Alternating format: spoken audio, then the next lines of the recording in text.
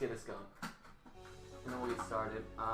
Based on what the guy on eBay said, I think this has a bad CD laser, and I have an extra. So I have an extra just from the amount of shit that I've collected. I have a whole extra board and everything, so I don't know if that board is bad though. However, where does this go? Oh, the vape.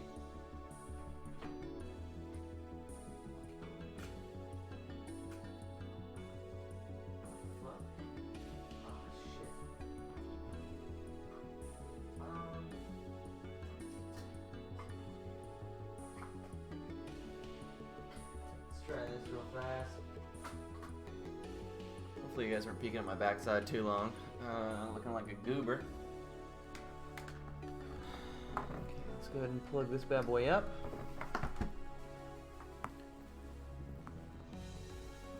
Yeah, what's going on? What's going on, Murdoch? How you doing, my friend? We got my tester TV over here. I know you guys can't see it. I used to be able to show the tester TV, but I can't anymore because of how I set up my camera. I also have a capacitor kit, just in case. I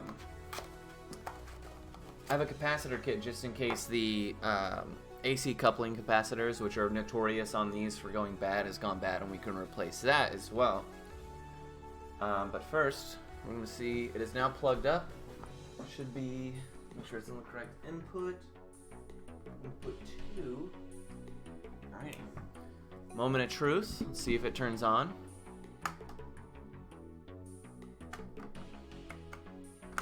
This is kind of a... You can see it kind of... Yeah, like...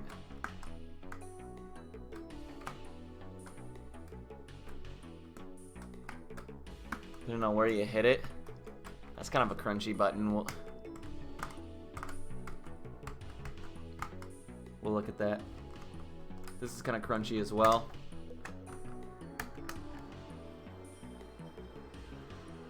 Okay, so here, let's see if I can turn this. There you go. So you can see the TV here. I don't know if you guys just heard it or not. That surprised me. It looks like at first it's an AC coupling capacitor issue. Jesus. So watch this TV over here. I'll turn it up real loud so you guys can hear it. You ready?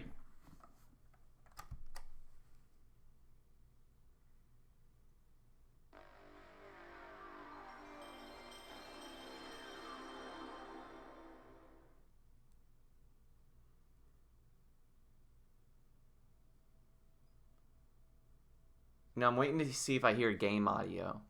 Because if it is an AC coupling capacitor issue, then we won't get video, but we'll still get audio. I don't think I hear that. Yeah, the disc doesn't seem to be spinning. So what I'm going to do here is I'm going to reset the system. And then I'm going to open it up really quickly, and we're going to see if we can catch the disc spinning a little bit. Because it might be both of those issues.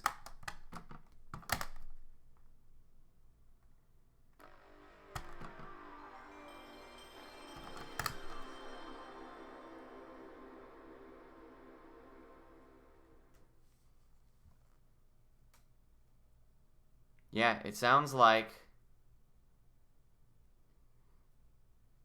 Huh. Yeah, so it was spinning a little bit, but the fact that I don't hear Final Fantasy VIII booting up and the continuation of the spinning makes me think that it is it's both, which is fine. We actually have both parts. So part of me is kind of glad because it means it's going to be a more lengthy stream. We're going to have some fun. Cool, so we can unplug this. We are going to need the hot air station, so let me go ahead and get that bad boy out really fast.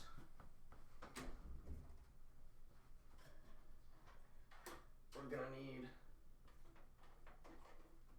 our isopropyl alcohol. Oh, you know what? I want to say my soldering tools are in my backpack for work. Let me get this bad boy all plugged up. This is my hot air station. I fuck with it heavy. It's really, I mean, it's like a $45 hot air station. And it works really well for what I use it for. I mean, super stoked with it. Really happy with it.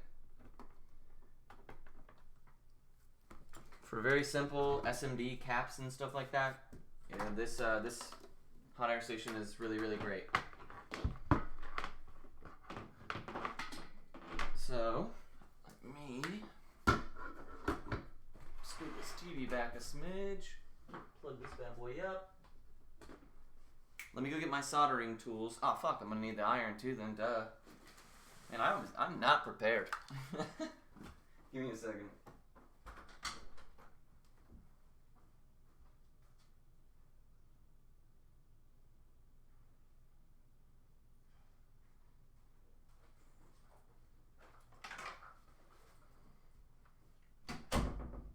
Yeah, so I take, the reason it's in my backpack is I take this little butane torch set with me to work. And, you know, for soldering and stuff on the go, it's really handy. We won't be using that today, though, because it's not great for small parts. But we will need some flux, some lead-based solder.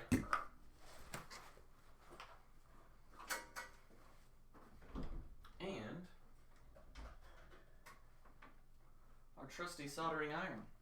So what I'm going to do here is slide this chest TV all the way back. And we'll just remove that when we need it. Needs a little water sponge and then we're good to go.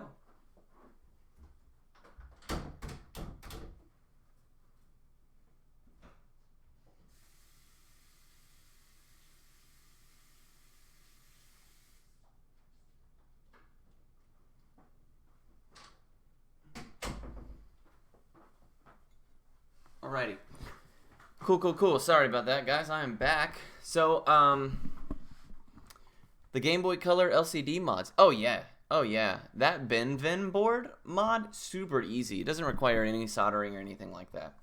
It's a really solid mod, especially considering that all of the other LCD Game Boy Color mods, they're also smaller. They're the same exact size as that BenVin. So there's no reason that I would do any others besides that. I thought that the others had like bigger screen sizes, but that's not the case. One thing that I do want to look into is that iFix Retro uses a different kind of LCDs. It's actually made for the Game Boy Advance. And he has to modify that front glass panel a little bit. I have to see how he does it. That's something that I could potentially look into as an option. But I'm actually, for educational sakes, I'm going to pull up some schematics and show you exactly how this AC coupling capacitor works and everything. It's really neat to look at schematics and kind of understand them a little bit. PSOne.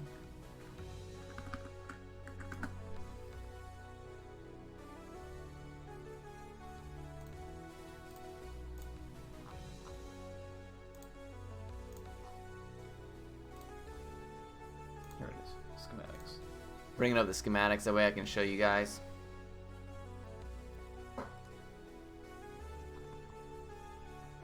Oh man, if you guys send it my way, I'll absolutely take a look at it.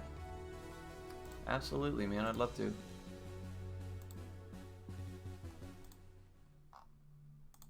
Which page am I looking for? Oh, I think it's this one. All right.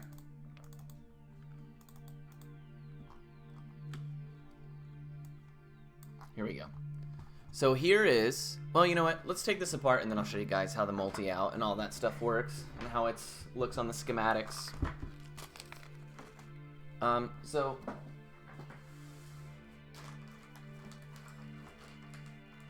oh shit, my good screwdriver. What did I do with it? Oh, it's probably up here. Yeah, here it is. So one thing I really like about these PS1s, is they're really simplistic when it comes to disassembly. There's only a few screws on the back. The CD drive, as you can see, is all just one big piece. just pops out. It's not actually screwed into anything. The board is very small, and man, it's dope. It's really dope. I like how simplistic it is. As you can see, I haven't looked at the inside of this or anything. I can definitely see some dust and shit in there. You can see that these are kind of dirty. So we might be... The yellowing on the case is not bad at all though, so hopefully it's not too bad inside. What do you use for taking apart a SNES? I have two things that I use actually. The first is... if I can find them. So I actually have, So right here I actually have, for a Super Nintendo, these are two Nintendo style drill bits. I put them into my drill. And then I also have these manual screwdrivers with the bit. Yeah, on console5.com. Console5.com. You can buy those tools and bits very, very cheap. It'll get to you in a couple of days. Dude, you're gonna save yourself so much headache. Because I did the whole like light a toothbrush or light a pen on fire bullshit for the first one I ever took apart. And boy, let me tell you, I never recommend that to anybody for as long as I live. You can actually really damage the system as well. I fucked up the plastic on the inside of my Super Nintendo when I opened it that way. But yeah, Console 5, man, they're so cheap. They sell, if you're looking for capacitors, they sell them in sorted packs. Console 5 is a godsend. It's such a dope-ass website. They have everything. But first we're going to get started. Like I said, pretty simple. This thing actually, these 6 screws hold this whole system together. And it's pretty great. Pretty sweet. I like it when systems are simplistic in disassembly. I actually disassembled that really weird off-brand Super Nintendo my girlfriend showed me that she had today. And it was only 4 screws on the bottom to get that bad boy apart. Oh shit.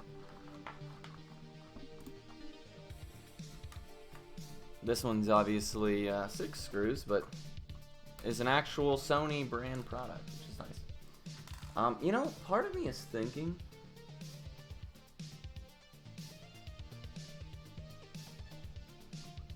I thought that maybe there was a protection sticker here that you would have to peel off. Maybe I'm misremembering. But it's possible that this has been taken apart before. If there was, and I'm remembering correctly, and it's been removed. But I don't see any residue or anything like that, or any coloring difference that would indicate something of that nature. But you know, maybe I'm just wrong. It's possible that I've restored 2 of these in the past. It's almost always the exact same issues. So thankfully, it's a very simple, very cheap, and lasting repair, which is cool because these things, I purchased my first one for $1, and this one I got for $5. So even if my goal is to eventually buy one of those screens that goes on the back of them. It's just very hard to find them in good condition at a reasonable price. And then I was thinking about putting in like an RC car battery and having like a truly portable on-the-go PSOne, you know, because of those back TVs and whatnot. Numbskull, what's going on, man? Well, I'm glad you joined us. Hopefully we can, you know, help you learn a thing or two as I, you know, try to practice. I mean, I'm no expert, that's for sure. I'll be the first to admit. Oh, so I see what's happened here. So if you get a little resistance when you try to take these apart, it's actually a really easy fix. It's called take the fucking CD out. So there we go. Whoops. So we'll put that to the side. Again, you can see it's all one piece. Comes apart fairly simply. Oops. So it doesn't seem like the resistance Oh, the resistance for this one is definitely gunked. But this one, it must be at the power switch itself. So we'll get in, we'll clean that, we'll deal with it. Right away, though, I'm seeing some alarming sights. I don't know if you guys can see that back there. See all that? That is not a good look. It looks as if something maybe was spilled in here at one point in time. You can really see it like up here. Yeah. Hey, you know, Numbskull, I'm a novice myself. Really, truly, like, I'm an amateur. I do this stuff for fun. I'm by no means a pro. I just try to teach what little I know, stuff like that. But, man, I can tell you what, I try to tell people this all the time. You'd be extremely surprised what you're capable of if you want to take apart and work on your own stuff just to clean it out or whatever. It's intimidating at first, it's overwhelming, but it's really not that bad. So look, as I can see right here, this tape has already been broken. It's possible that was from me just ripping at it, but no, there's no way. There's no residue on the top of the tray, so I can confirm now that this has previously been opened. There was probably that security tag on the back that was missing. I was probably right about that then. The fact that this is no longer taped down means, and piece of the tape is missing. Oh yeah, absolutely. So we're gonna remove this little Molex connector right here. There's actually only 2 connections on this PSOne's CD drive. This is the first one, and the second one is this ribbon cable right here. See if you can kind of see it. See this white flap? That white flap is hard plastic that you're meant to grip onto and yank up, and you know, that way you avoid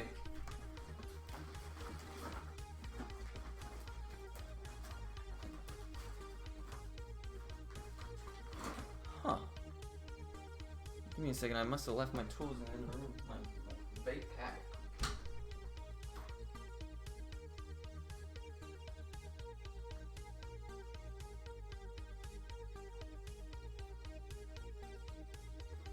I did, okay, cool. My little handy, check out these scissors, dude. Boop! So neat, right?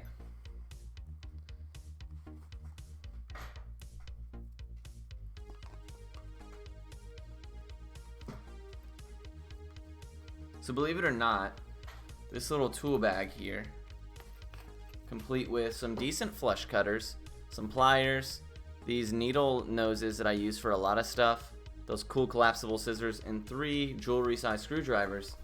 I got this whole thing from a vape store to work on vapes, you know, and it costs like $8 or something like that. And boy, I've gotten my $8 worth. That's for sure. That is for sure.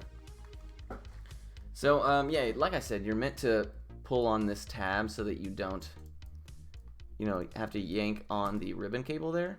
Now you gotta be careful. I'm using a tool here, and I would suggest that you do it as well, some kind of needle nose pliers, because there's not a whole lot for your finger to grip here. You're not gonna get a good grip. And if you use the ribbon cable, you could, you know, obviously damage it. But also, if you pull really, really hard, you'll separate this that's actually only held in place by 2 ribbon cable tabs on either side. And yeah, that can be, I mean, it's easy to put back together. It's just, you know, why do more work if you can only have to do it once. So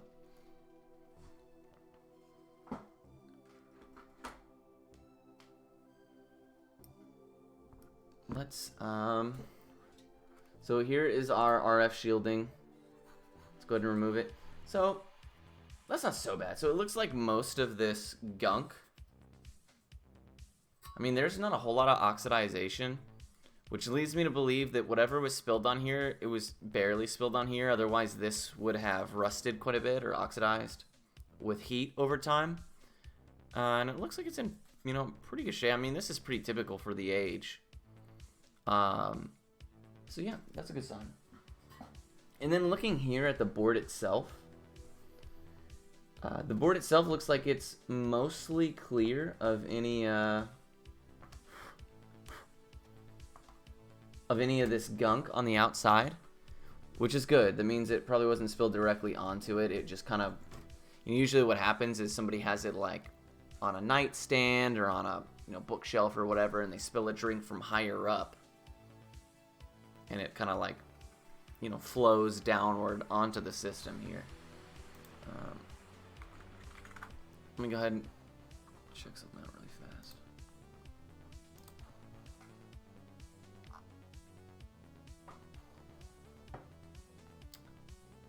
Okay.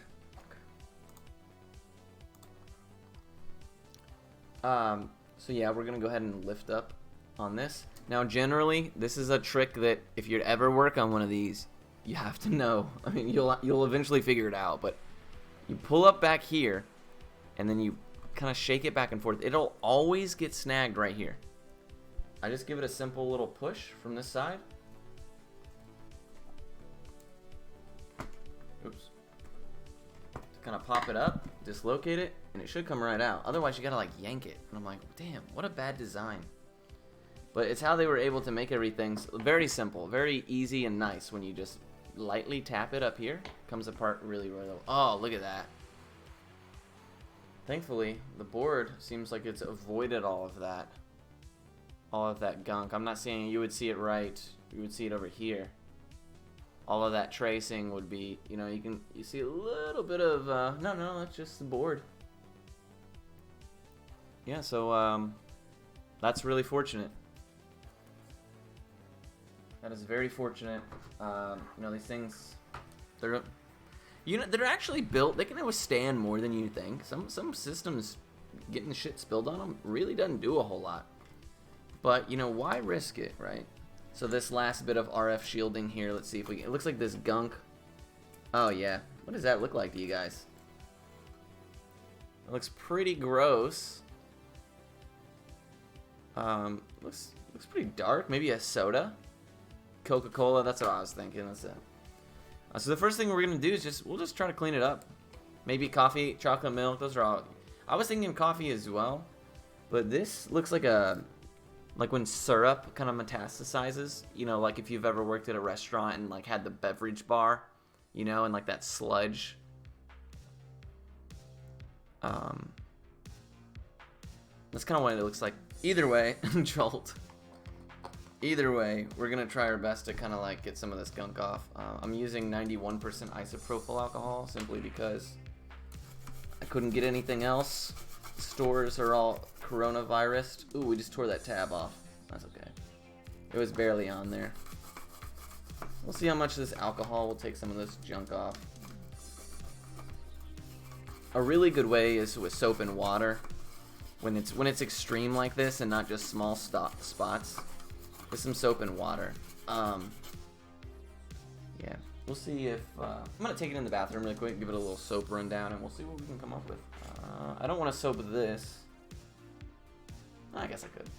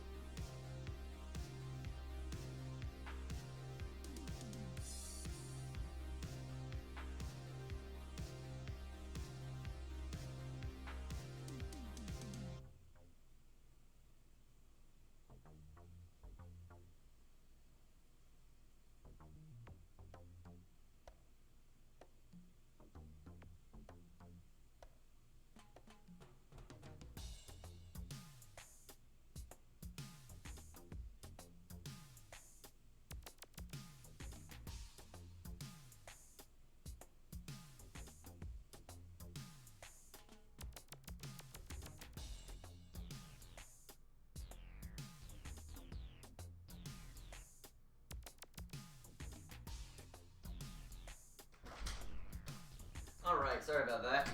That's about the best as I can do. I mean, I didn't get it at all, but it definitely looks a lot better. You know, obviously it goes without saying, make sure you dry the crap out of it. So that's what the shielding looks like now. Some of this like harder gunk, I could have maybe scrubbed off over time. Like just sat there for 10 minutes or something. But I don't have that kind of patience. Not for a project like this. I don't plan on reselling it or anything, so.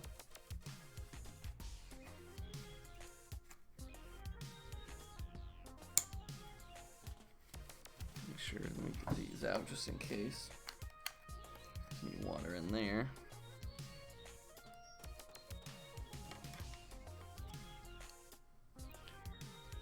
CLR, yeah.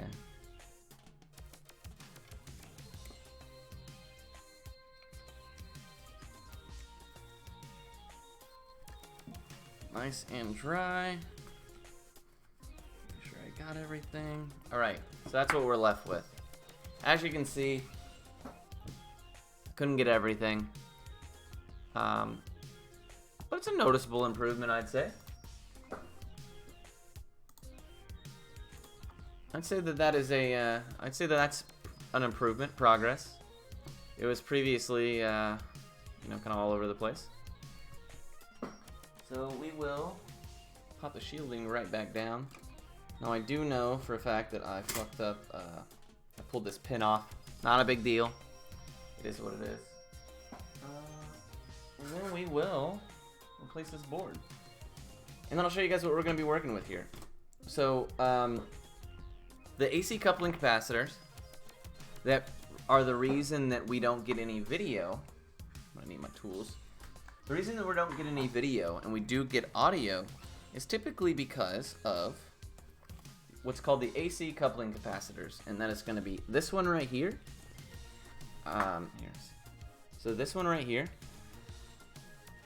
This one is going to be for your video, your composite video, and component or whatever. And this one right here is your S video. Now we're testing composite video, but I'm going to actually change out both of these because they're right next to each other in the exact same capacitor, and I have both. So it's easy. With a hot air station like this one, it's a really simple, quick job. I'm actually, first though, before I do that, before I get started on that, I'm going to show you guys how to read the diagram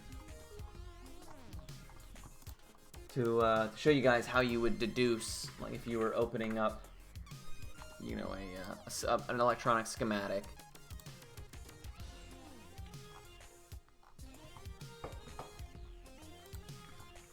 One second, I must have closed it.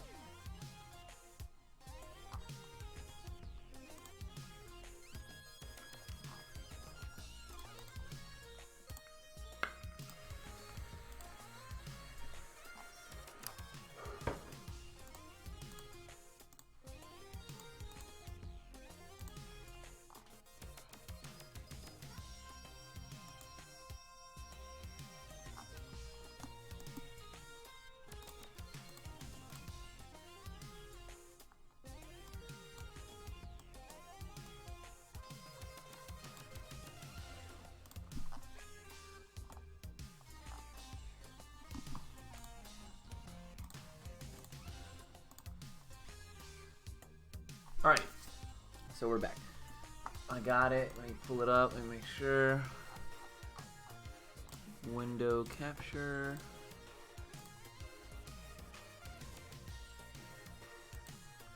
Alright, here we go. Boom! Oh, that's quite a bit larger than I expected. It's whatever. So right here, this is our diagram. Let's zoom out. So this is our diagram. This is page 9 of the schematics for the PSOne, right? So this is the one where we have our AV multi-out, as you can see right over here. Oops, that's a little far. So here is our AC multi-out, right? Or AV multi-out, I'm sorry. So let's follow it, right? We're gonna come down to pin 7, because that's where video is, right? And then we're going to follow pin 7.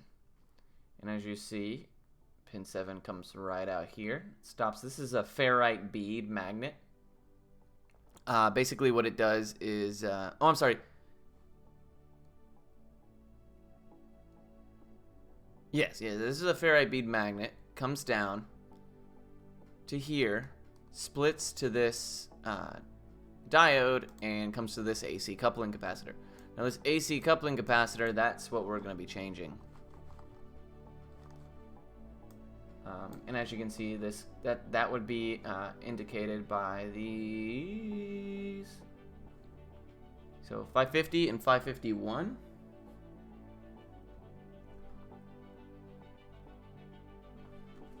So 551 is going to be your video, and 550 is going to be your Y, which is called Luna, which is for S video.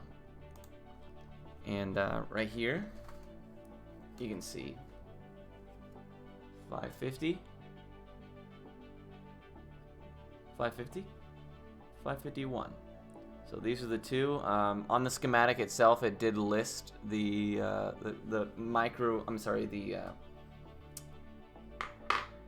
microfarads and the voltage that these both need to be at. So what's next? What's next is we will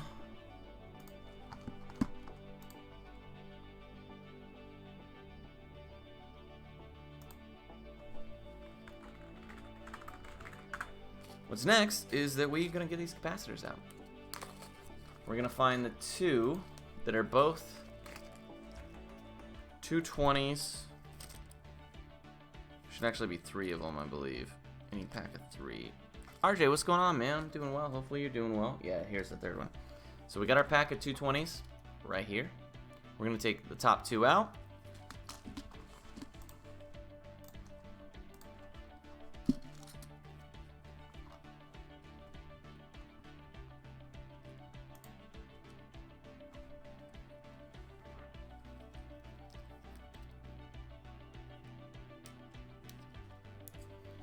Pop these bad boys. We don't need all 3, so we're just gonna get the top 2. We're gonna sit on the side. I gotta remember that those ones up there by the alcohol, those are the good ones. Sometimes I get them mixed up. We're gonna put the rest of the caps back. We don't actually need them right this moment. One second, I'm checking something.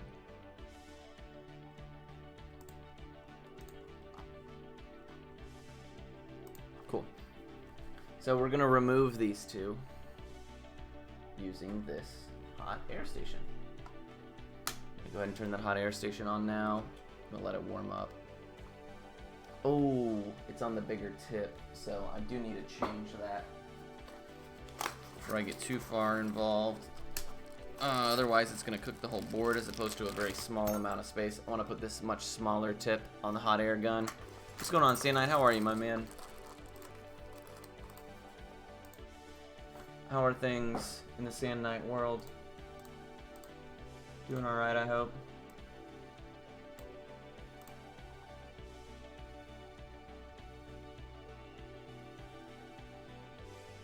Damn, dude, another 243? That's amazing, man. That's amazing. Congratulations. I need a tool set. Small fill-up chat. That'll work.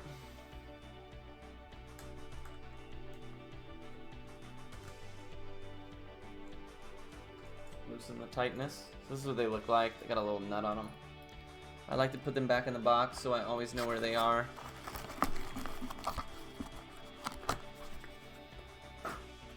And we're gonna pop this bad boy right back on there.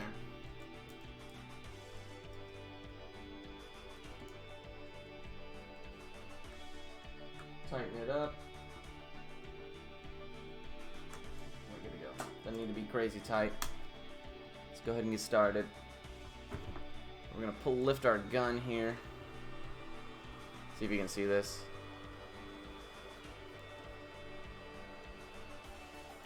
$400 is probably a bit much. We're actually gonna dial it down to 300. Should be more than enough. We'll leave it at 325.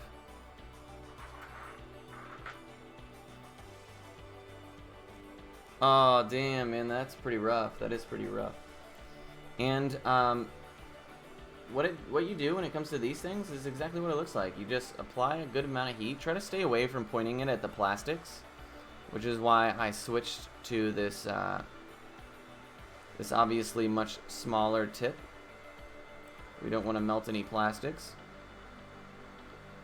We're just gonna hold tight and wiggle, and not pull, just wiggle, because over time it should get loose on its own. You see that?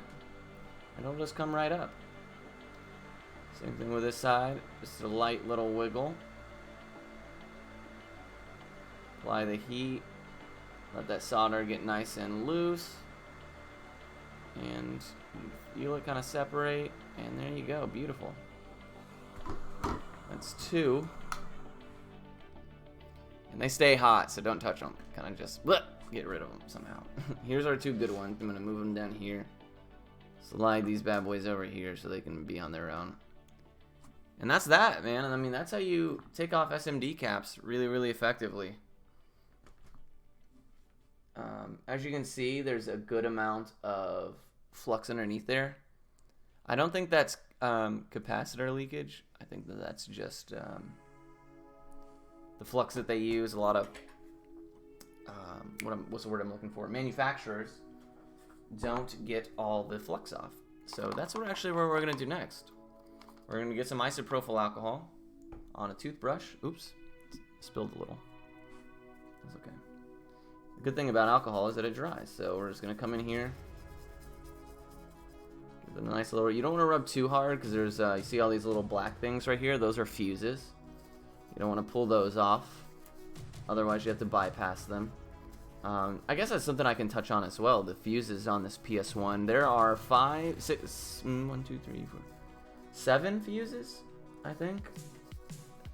That can be culprits of some pretty rough shenanigans.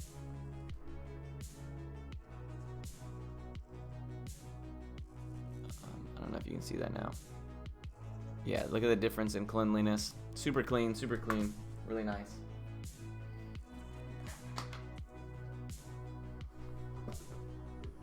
We're gonna go ahead and we're not gonna need the hot air station anymore. So we're gonna go ahead and remove. You know what? I should have changed the CD tray before I did these, but you know what? Because it's all the same, right? So I'm gonna go ahead and put up the hot air station now so that I can plug the soldering iron in. I just didn't feel like usually I get a second table out. And that's how I deal with it. But I didn't feel like getting that second table out because it's a pain in the rear. Okie dokie, where is? I like to keep my cords bundled up with some nice twist ties. I'm a big believer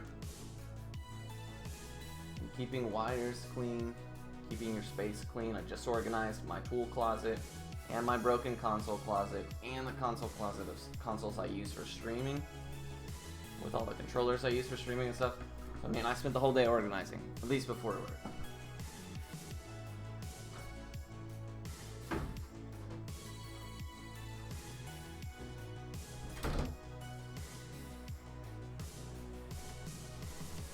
So now, we're gonna plug in the soldering iron. Get down to some business. My main man Bob, dude, how are you? Doing well, I hope. What's going on? Go ahead and turn on the soldering iron, let it get hot. I'm gonna fish around.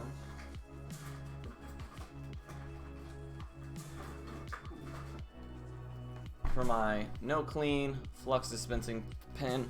It says no clean, as in like you don't have to clean up after it. It's not gonna damage anything. But if you have the opportunity to, like obviously if it's under a capacitor, it's really difficult to like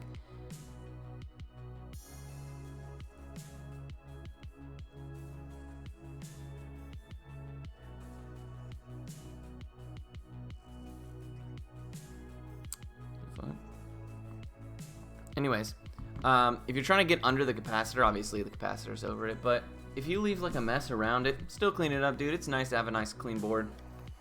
Doing about as well as we can. Yeah, sure, I know. A tray for small parts. So, Tross, I would love to have a tray for small parts. I have a whole bin of broken down PS3s that I don't know what I'm going to do. And parts, it's got an NES, all kinds of shit in there. And, if my stream space wasn't also my workspace, which is part of why I want to get a desk for my garage and set up in there, right? I think that would be nice to have just a laptop, this camera, no face cam, my other mic, and then have like those plastic bins that slide out, you know? That would be dope. I just don't have the real estate on my computer desk in the office, you know? Whether or not I had the trays or not. So that's unfortunate. But we're gonna press on. We're gonna press on. So first thing I'm gonna do is I'm gonna come down here, supply a generous amount of flux there, get that nice and soggy, and then we're just gonna clean up these pads a little bit. We're gonna pre what's called tinning, which is where you add a little bit of flux to the end of your soldering tip here. And you're just going to touch these pads nicely and kind of just drag over them.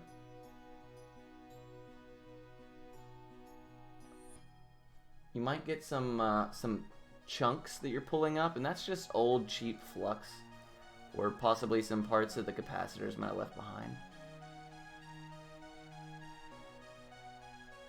As you can see right there, those pads are looking a lot better. I know it might be hard to see. I don't know if I can zoom this thing in much more than I am.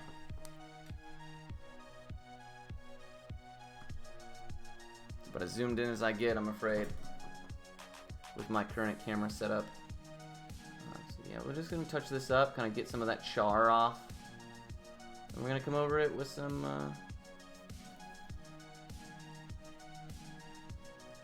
nice little solder right there. So a little bit more.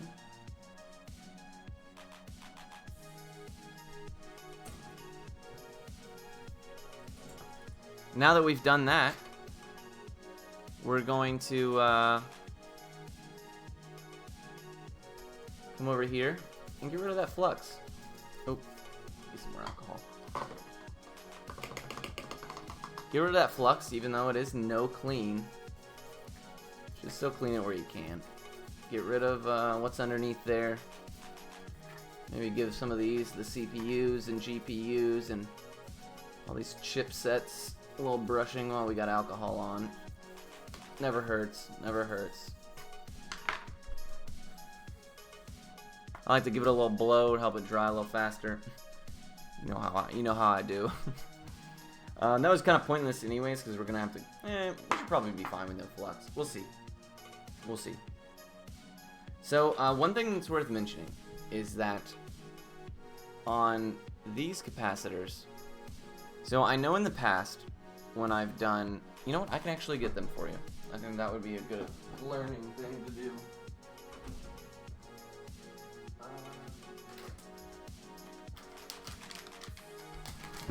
So on these capacitors, which you guys might have seen me use in the past, for these are how I repair PS3s, right? So you're gonna notice on these that they have a, fuck, I'm gonna have to get one out. One second. These are the ones that I use to fix the yellow light of death on PS3s.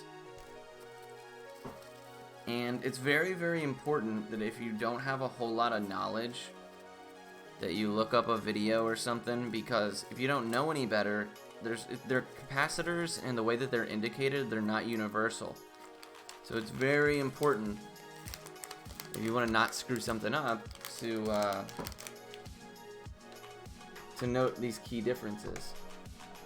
So you're gonna see here this little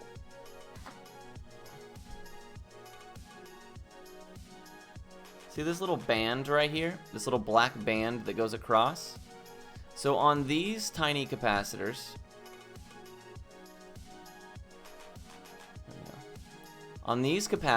this band is indicative of the positive pole. So that means that side is the positive side, which would obviously leave this to be the negative. Now on SMD caps like these, on SMD caps like these, as well as like your bigger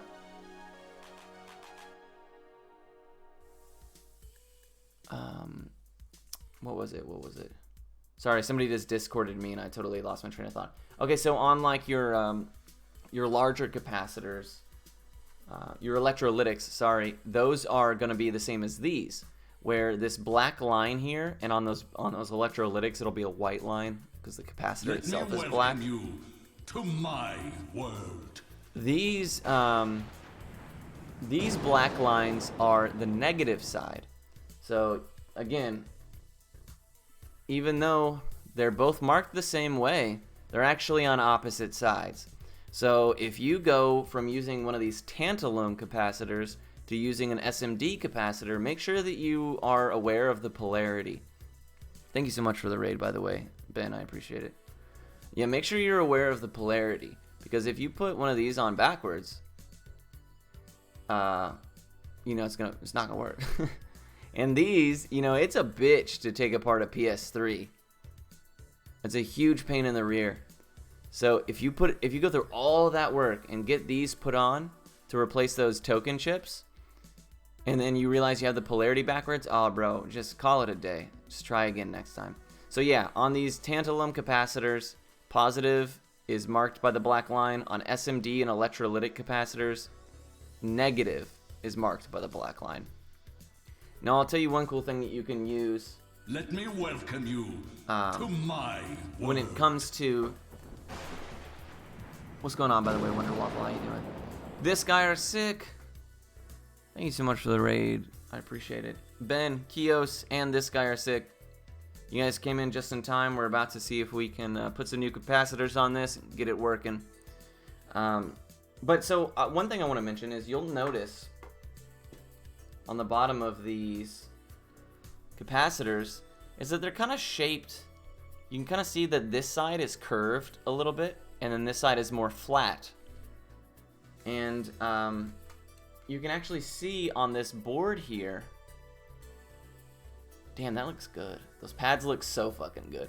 Anyways, sorry. You can see on this board here that it's also shaped like that, right? So if you can't remember the polarity, you can actually just make sure that it fits the shape, right? Now, however, I'll see if I have it still taken apart. Oh, I don't. I have a Turbo Express that I just completely rebuilt, new LCD and everything. Not every board is going to be this generous. Not every board is going to have the shape like this. So on the Turbo Express, you just have to know your polarity. So again, I can't stress this enough. Make sure you get your polarity right. If you put the capacitors on the wrong way, you can not only risk screwing up the capacitors, but you're risking doing lasting damage to your board as well. So anyways, now that little rant has gone on longer than I anticipated, we're going to go ahead and change these bad boys. Let my soldering iron cook up. My man Ben, this guy are sick. Where were you streaming, dude? How were your streams?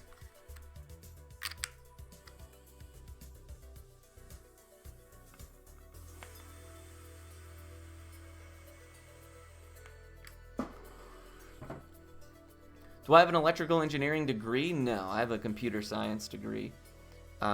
I actually, when I got into animatronics and arcade machine manufacturing and stuff like that, I just kind of learned some things. I had a really awesome instructor who taught me a lot. And then when I wanted to get more into like consoles, I learned a lot from Voltar. So if you guys are into this kind of stuff, man, Voltar's got so many dope-ass, really well-educated and commentated videos. You can check theirs. Doing way more advanced stuff than this. We're just doing simple repairs. That's kind of my space. Is simple restores, kind of getting things working, and less the look what kind of crazy shit I can do, right? So definitely recommend Voltar. So I had a small background from work, and I furthered it just by, you know, doing the research for these things specifically. And then I buy a bunch of broken shit, and I see if I can fix it. And, you know, sometimes I can, and sometimes I can't, right? And that's okay. I tell everybody, you'd be surprised at what you're capable of if you take apart your own controller and clean it out, you know, or what have you. Oh, wait. Where is that third cap? Yeah, these are the wrong ones. These are the bad boys. These are the ones I just pulled off. Yep. These are the good boys. Remember, I told you guys I was gonna mess it up. I told you.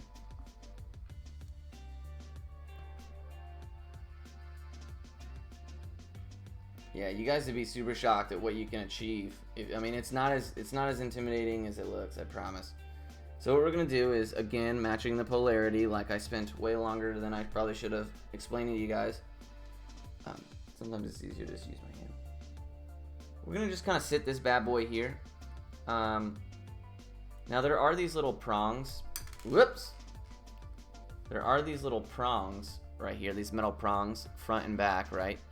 And that's what we actually have to line up with these pads. I know that goes without saying, but you know, some people like over explanation. So I'm gonna do my best to kind of like get that exactly where I need it ahead of time. And then I'm gonna line it up in a way that seems pretty decent.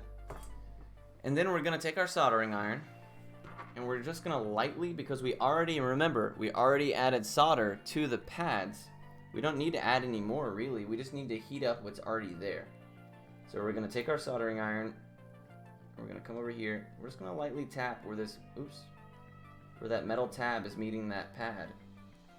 Oh, I misaligned it when I did that, but I don't know if you guys could see from there, but it went really well. Fortunately, I have to undo it.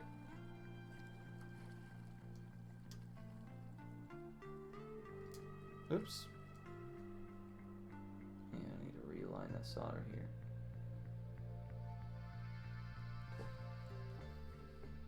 Flip that bad boy over. It's alright, take your time. No worries. We're going to try to line up these pads. Now, one thing you want to be mindful of is that when you line up the first pad that you're going to do, you give yourself space on the other side.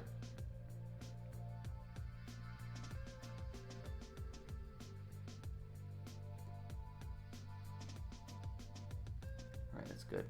So we'll give it a light little move right here. And if you don't see it move, that means that it's on there pretty well. And the same thing with this side. I'm going to switch hands. Boom. Just give it a light little push down. And there we go.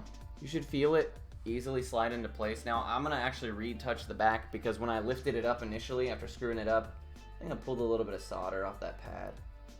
There we go. That's looking a lot better. Perfect. You'll actually feel when you're pressing on the top of it, it kind of sit down flush, meaning that the solder has kind of flowed around it. Boom. Excellent, excellent, excellent. Perfect. And that bad boy it's on there good. So we're gonna tap here. I'm actually gonna add some flux on this next one and we're gonna see if it goes a little easier. It should, but you know, it's not really necessary. Again, be mindful of polarity. Oh, you know what? I think that, yeah, looks like we got a little bit, I don't know if you can see this. Now, right here, you see how it's kind of sticking up? I'm going to just get rid of some of that extra solder. There's two ways to do it. I actually don't have any wick with me right now. So we're just going to try to jab at it until we can... We just don't want it protruding this way to potentially hit this side. So now that that's done, we will go back to what we were doing. Sorry, I hope you're not hearing the echo of my speakers. And if the music or whatever's too loud, let me know. If I send myself to your house, can you put my life back together? I mean, you're more than welcome to come visit again, Kevin. If that's what you're asking.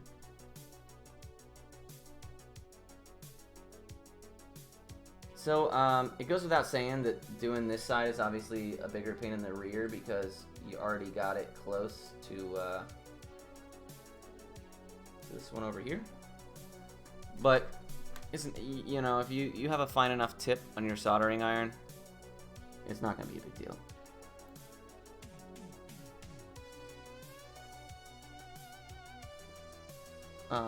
Again, Press on the top here, push it down. That bad boy's on there good. We can give it one last look. See if it's... Oh man, those are on there really well. You can see how it's not... you know, you see that? They're flush. You can't even tell the difference between which are which. So yeah, it's looking good. Dude, you know what? For some reason, Bob, for some reason, people like me, man. Can you believe that? And homies occasionally show up. It's the weirdest thing. For some reason. Yeah, I know. Everybody hold your absolute shock. But, you know, it's just the way it's I don't know. Clearly it's my Chuck E. Cheese it's my Chuck E. Cheese related Twitter content. That's what the people crave. Alright, so we put the RF shield back on the top. Now remember, at the beginning of the stream, we realized that not only were those capacitors probably bad, but also the CD tray as well. But what I'm going to do is I'm actually going to use the same CD tray that we know doesn't work, and I'm going to see if we at least solved the first issue we had, which was we were getting no video, only audio. So the same way we took it apart, we just pop it back in. Don't be afraid of the ribbon cable. It's stronger than it looks. Make sure there's actually three little posts here that these little rubber grommets just slide right onto, and that's that. I really like this style of PlayStation. It's very simplistic in how it's put together. 6 screws. Everything else is everything else you just pull apart. Here for Chuck E. Cheese content. Yeah, no shit. No shit. Alright, so what we're going to do now is we're going to move all this trash out of the way. I'm going to put this in the trash box. Oh, another Console 5 card. What the fuck is that? Whatever, it's trash. Oh, they changed their card a little bit. That's neat. Anyways, so now we're going to see if we can at least, out of the tester TV, get video. And then we can address the CD issue, which is obviously very, very easy to do. I just want to make sure everything is fine up to this point. Otherwise, there's no point in moving the parts that I have spare over here. We're going to plug this. What did I do with that power supply? Oh, here it is.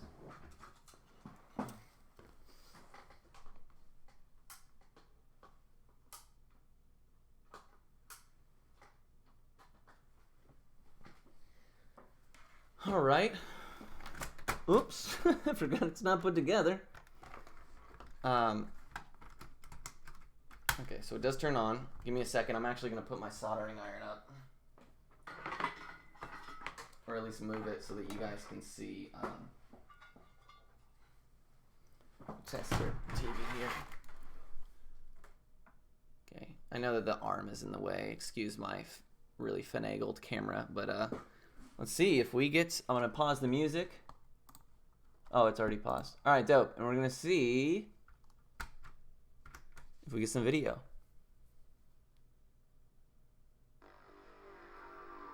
Would you look at that? We got video. Very nice, very nice. So that's what we want to see. We did it. We got the video part fixed. Now again, we still have the supposed issue with the now those two capacitors, man, they are a very, very common issue with these specific models. Very easy. Oh, dude, I'll absolutely send it to me and I'll trade you, man. I love fixing these. They're very simple, very simple. They're like I buy them for a couple bucks on eBay. I get a whole stream out of fixing them. To answer your question, Numbskull, no, I just do it for funsies. I don't have a business or anything. So again, we're gonna try it with the CD in now. We'll see if we get anywhere past this default screen. I think though that the CD drive is also bad, but I have a spare from, you know, scrapping these in the past. Let me get a PSOne controller. I have one somewhere.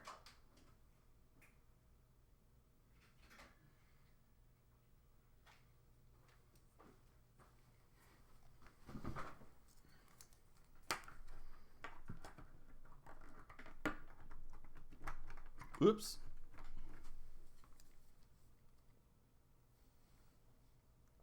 Ah. Damn, I forgot how this old style works. So yeah, it looks like it's not reading the CD at all. That's fine. That's fine. We're gonna make sure. Obviously, the first thing we need to do is unplug it. I have shocked myself a more than 0 amount of times. So it goes without saying that make sure you do that first. Oh, again, make sure the CD is taken out of it. This is some shitty game. So again, we're gonna pull out here this Molex. You can just lightly yank on the cords. Dude, I've done that twice today. I forgot the CD was in there. Again, I like to use a tool when it comes to these little ribbon tabs, simply because there's not a whole lot of space to grip with your fingers, even though that's kind of what it's for. But you can pull on this tab without damaging the ribbon whatsoever, so you can really grab onto it. So we're gonna move this one, and we're gonna sit it on the ground so that I know that it's the non-working one. Now I'm not 100% sure if this one works or not, but I guess we're gonna find out together, right? I pulled this out of a bad one I had to salvage because the guy had tried to fix the board himself and screwed up some major power points, so I just scrapped what I could from it. It only cost me a few bucks, so spare parts are spare parts, right? And with that, we pop it back into place here. So I actually travel but from store to store and maintenance machines when necessary. I have a home store, and it's in Valley View, or it's called Valley View. It's in Dallas, North Dallas. And it's a big high volume store, one of the biggest we have in the area. So usually the people who do what I do have bigger home stores that they sit at most of their time to stay ahead of, and then we move elsewhere. So I have an office in all of the stores actually. I have my own office, so I go in there and I dick around, screw up, whatever, and then I also am out on the floor while there are children. So it's a little bit of both. We're going to pop this in.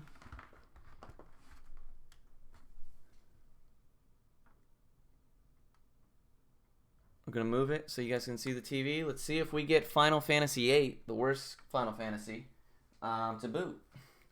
That one was for Kevin. Hopefully he's still in the chat. Plug in our little PSOne controller here.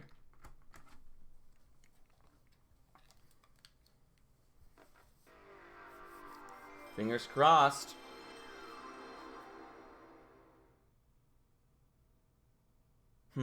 Interesting.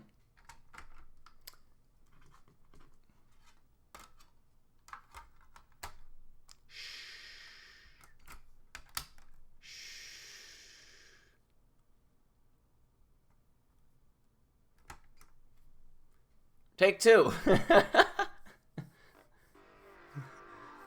Has something to do with it usually.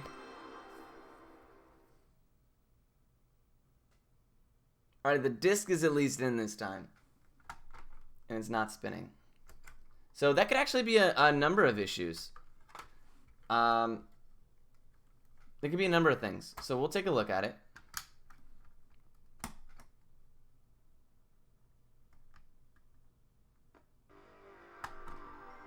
It's not even spinning. Did I plug it in correctly?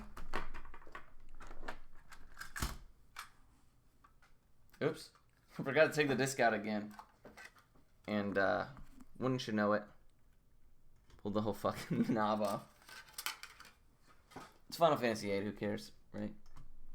So, yeah, it does look like it's plugged in all the way. I wasn't getting any spinning. So, here's a fun way to test stuff, right? We're going to do it without the lid. We're going to get a little zany. We're going to get a little wild and crazy with it, right? We'll go ahead and put this disc on. We're going to hit this power button, and we're going to hold in this disc button. So it is spinning.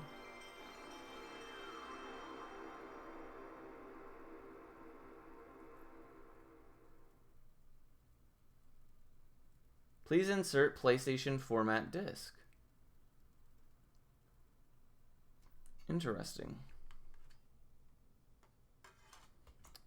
Let's try the other one.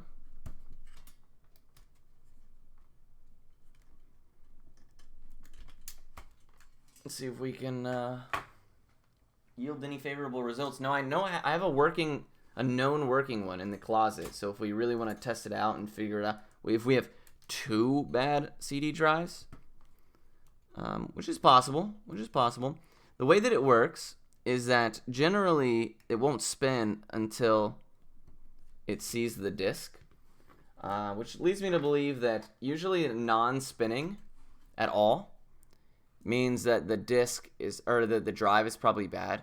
When it spins, but it doesn't work on the computer or on the TV, it usually is indicative of a dirty laser itself, like the lens, as opposed to like the actual mechanism. So again, I'm gonna hold this down.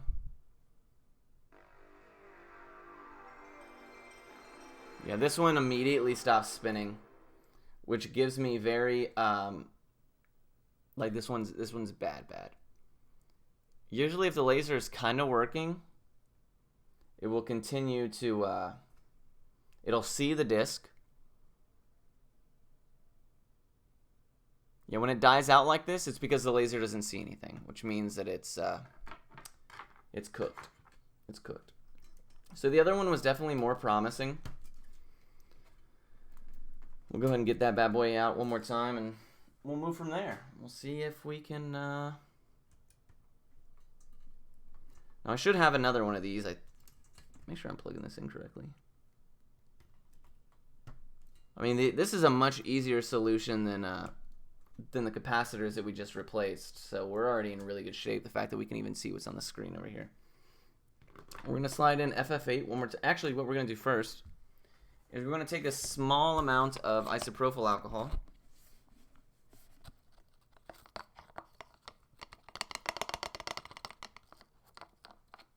I'm just going to get at that laser. Get in there, and you never want to touch a laser with your hands, guys, because the oils from your fingers will really, really mess it up. So we're just going to get in there nice. You can use a Q-tip. The issue with Q-tips is that they sometimes leave like little bits of material behind. Just give it a nice little brushing. Get that alcohol into those crevasses. But you know, my girlfriend and myself, we had an argument the other day about, I said crevasse. And she was like, what the fuck is a crevasse? And I was like, dude, it's different than a crevice. Like, one is in rock and one is in like ice. And she was like, no, that's not true. And I was like, yeah, it is. Turns out it is true. There is a difference. Would a pipe cleaner be better than a toothbrush? I would say about the same. Now, this is a toothbrush that's made specifically for electronic components, which you can also get on Console 5. But I would say I don't see an issue with pipe cleaner. It appears we've made it significantly worse.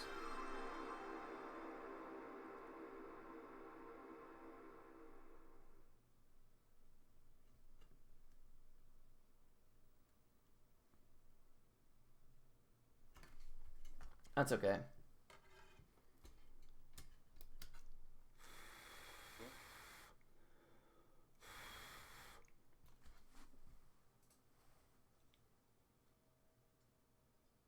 Neither one of these have any significant damage to them.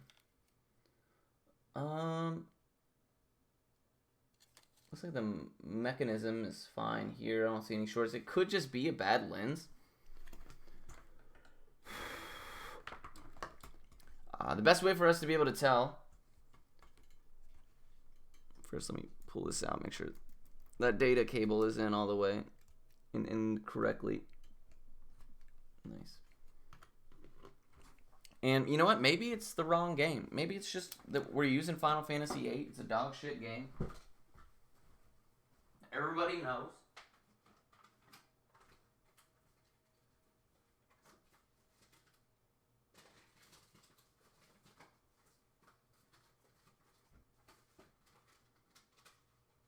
Maybe instead we use a good game like fuck this is. There you go. Final Fantasy IX. Disc 2 even.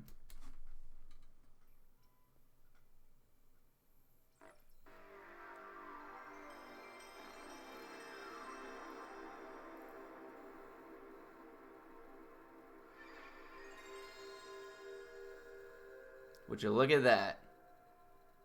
So it turns out, you know, I'm pretty sure we put FF8 in and it works as well. It was just that alcohol was needing to dry from the top of that lens. It was probably reflecting light. But yeah, I mean, all it took was... There you go, published by Square Enix. So all it took was a... it's not the bitrate, it's just this.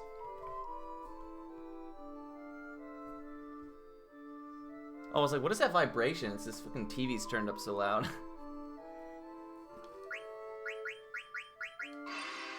As you can see, Final Fantasy IX on the box. So, let me see if we can get Final Fantasy VIII back in there.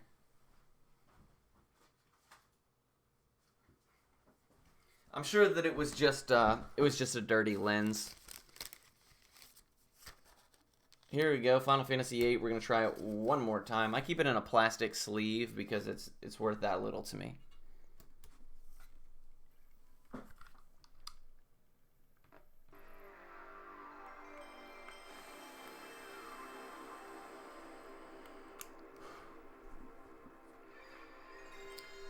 And there you go, guys. I know that this camera's kind of in the way.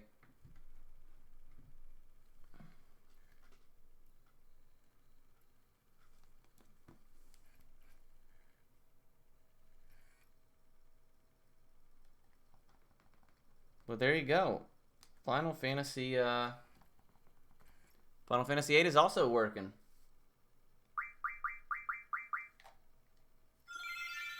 No, Beyond the Beyond, I actually have two copies, and they both live in cases. It's a game I actually care about, obviously. There you go. So we went from a $5 not working PSOne. We changed 2 SMD capacitors, and we changed out the disc tray and cleaned it up. And we're in business. So I'm actually, one thing I want to try really fast. I know that this one works, and why mess with it? But I want to make sure, I want to see if maybe we can get the other one, because the other one's lens doesn't look like it's been damaged. So if a simple alcohol treatment could be the difference maker, then we got ourselves, we still have our extra, we still have our extra part, right? So again, we're just going to get in here with the toothbrush really lightly. Just to rub some of that alcohol in there. Kind of let it get in. You don't want to obviously push too hard, knock anything off balance, screw it all up. It's a fragile little piece. Again, I can't stress this enough. Do not touch it with your fingers. More trouble than it's worth. So we're going to let it dry this time. It didn't work initially because we didn't let it dry. But we are...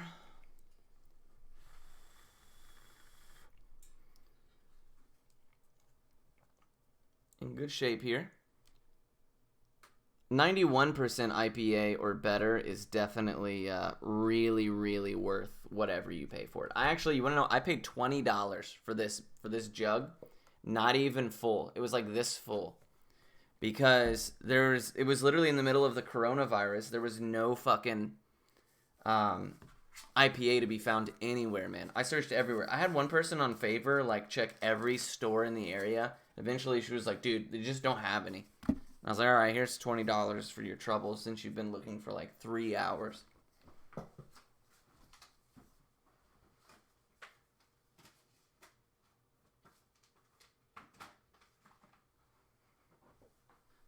Alrighty. Blowing on it is a bad idea because you could possibly get crap on it, but I'm trying to speed up this process, so.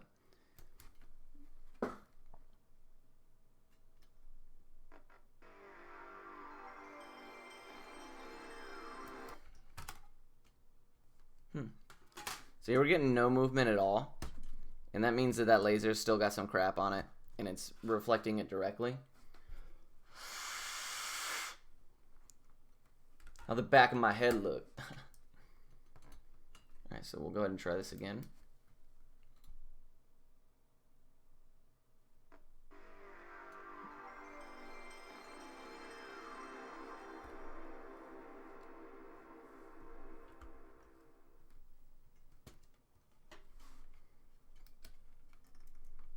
Make sure this data cable's in all the way.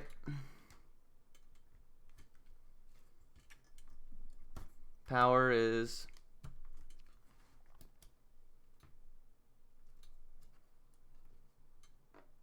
nothing. There you go.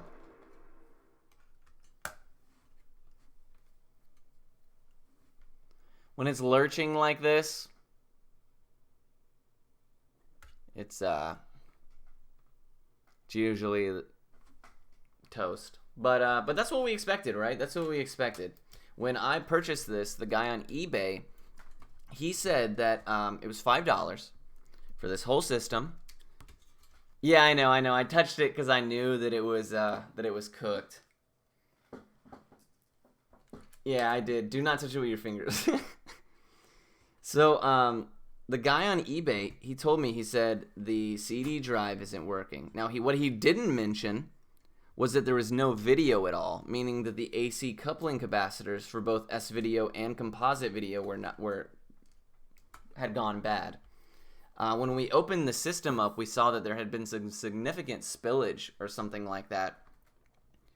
So I actually have these capacitors on hand because anytime I get one of these PSOnes, these PSONEs, this style, I always change those out because they're always bad. I think I've done 3 of these. I've gotten 4. 3 of them I restored. One of them was completely ruined when I got it. But all 4 of them, actually, all 4 of them needed those capacitors. So it's 100% of them so far. We're going to close this bad boy up. We're going to plug it in, and then we'll see if it's still right as rain. Now, one thing I did want to do, actually, is while I have some IPA on this toothbrush, I'm going to come over here and just kind of get at this power button a little bit. Push it in. If you have some canned air, you can blow in there. I don't have any. I use an electric blower, and I left it at work. Hopefully that'll soften it up, whatever gunk might be in there. Blue Harvey, what's going on, homie? And then we put the lid back on. Snaps into place real nice. Again, very easy disassembly and reassembly. Now, for what it's worth, if you do replace those capacitors like I did, and you don't have them sit, at the end I checked to make sure that they were flush, right? When I did that, I did it because when you're putting this system back together, you can have that capacitor actually be sitting too high because, you didn't solder the pads down well enough or whatever. And you actually run into this issue where the RF shield is being pressed on and you can't close. You have to really, really screw this down to jam it closed.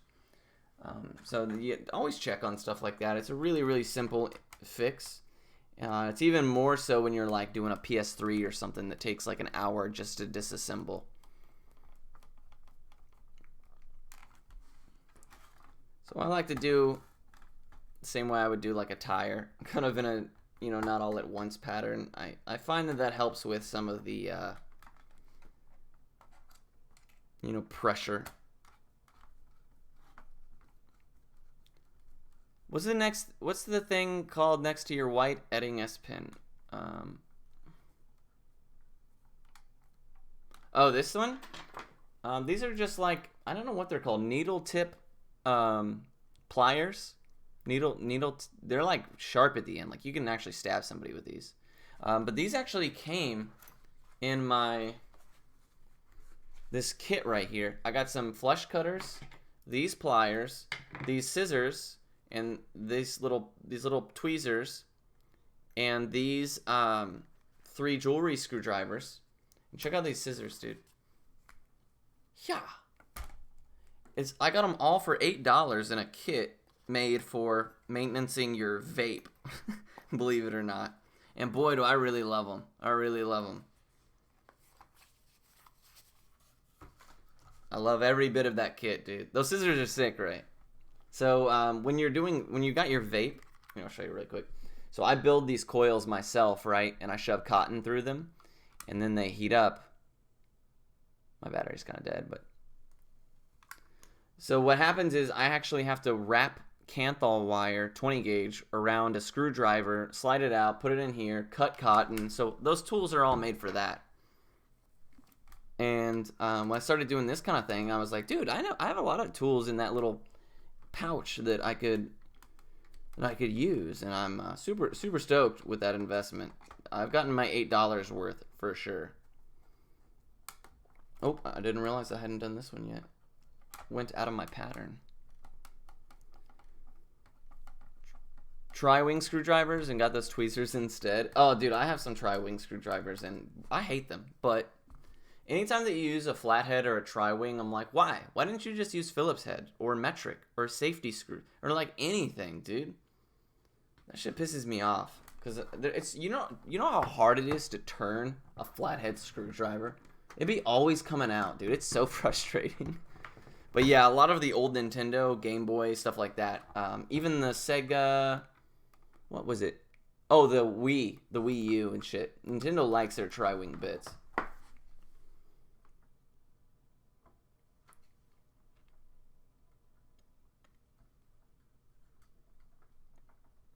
Can you see the TV? There we go. All right, so last attempt. Now that we've got it all put back together, supposedly cleaned up. Don't know what I did with the controller, but I guess it doesn't really matter. Am I crazy? What did I do with it? Oh well. We're gonna take one vape for good luck. Or not. Oh, I unplugged my vape charger when I started doing the stream. That sucked. Whatever. Fuck it. We're just gonna find out.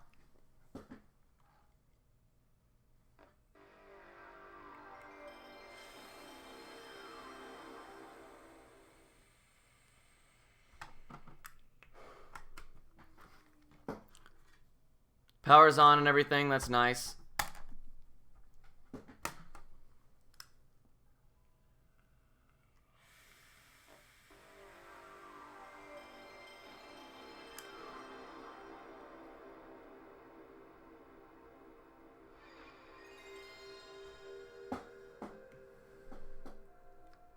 Ladies and gentlemen, we got him.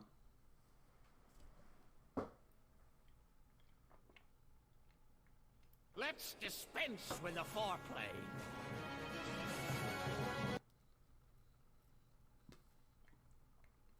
My man Nightness. Thank you so much for dispensing the foreplay for 28 months, dude. 28 months, that's crazy. I mean, we've known each other for longer than that, so... Yo, actually, so I got a text from Alex about your brother's birthday today, man. Did you get that? That shit, you know, in classic Alex fashion, made me crack up. Anyways. We did it. We did it, guys. So, yeah.